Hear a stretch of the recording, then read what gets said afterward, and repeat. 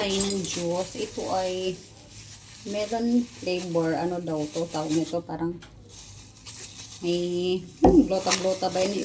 Hindi to aking bigay lang to sa akin ng aking friend. So, ito yung ininom ko nung andun ako sa kanya. Nimpla niya sa akin. Masarap to. Ayan. Kalagay lang tayo ng 2 kutsara.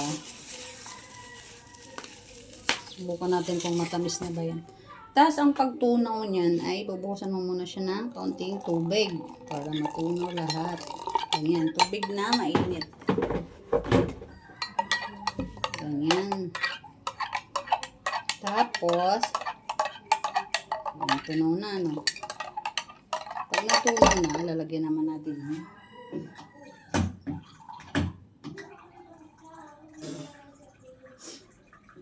Lalagyan natin ng maligamgam tubig na malamig. Ganyan. And then, para mas masarap, lalagyan mo ngayon siya ng maraming yelo. Ayan. So, patuloy natin. Yan.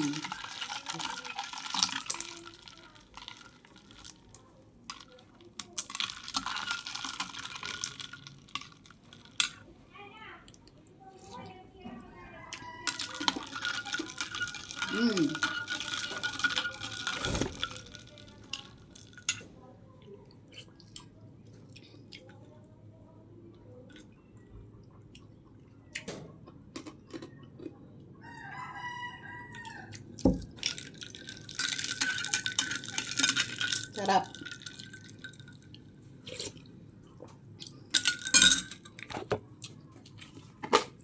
Lagyan natin ng kaunting asukal.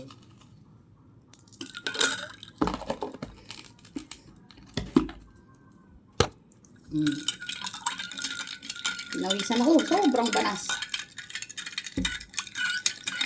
Halo-haloan lang natin ng like that pa natin yung ating biscuit kasi andun yung yellow.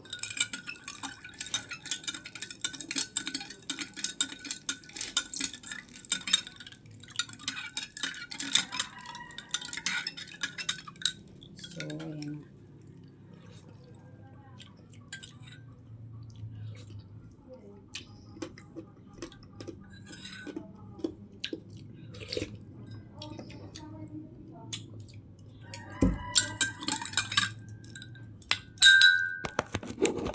Hindi pang asukal.